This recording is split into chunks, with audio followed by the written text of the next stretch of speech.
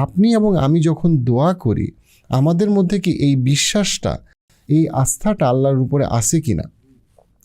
আমাদের মধ্যে কি এই দৃঢ় বিশ্বাস এবং আস্থাটা আল্লাহর উপরে আছে কি না যে হ্যাঁ, আল্লাহ অবশ্যই আমার দোয়া শোনে এবং আমার দোয়াকে আল্লাহ উত্তর দেয়, এক্স্যাক্টলি ওইভাবে আল্লাহ উত্তর দেয় যেভাবে উত্তর দেওয়াটা আমি নিজেও হয়তো বিস্মিত হয়ে যাব।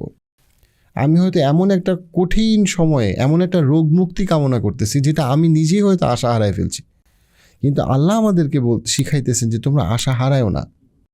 এবং আমাদের দোয়া, আপনি যদি কোরআনকে দেখেন, কোরআন বিশাল একটা অংশ হচ্ছে গিয়ে দোয়া।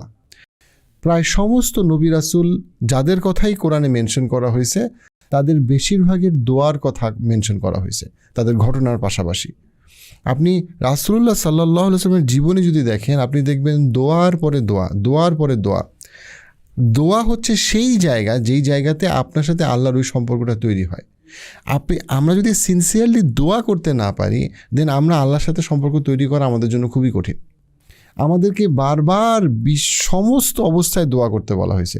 রাসূলুল্লাহ আমাদের নবী সাল্লাল্লাহু আলাইহি ওয়াসাল্লামের জীবনে যখন অসম্ভব ভালো কিছু হয়েছে অথবা অসম্ভব খারাপ কিছু হয়েছে, উনি সালাতে গেছেন এবং পাশাপাশি উনি দোয়া করছেন।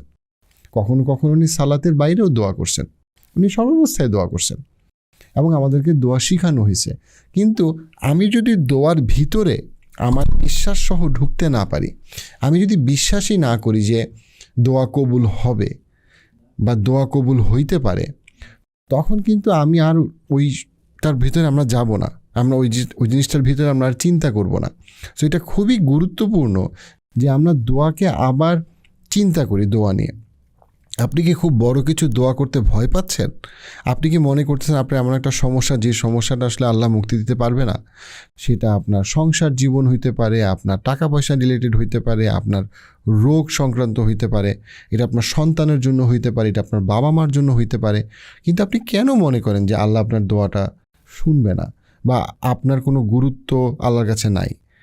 বড় নাকি ব্যাপারটা এরকম হচ্ছে যে আপনি আসলে আল্লাহকে যথেষ্ট গুরুত্ব দিচ্ছেন না, আপনি আসলে যথেষ্ট সময় নিয়ে চিন্তা করতেছেন না যে আপনি আল্লাহর কাছে কী চাবেন, কিভাবে চাবেন।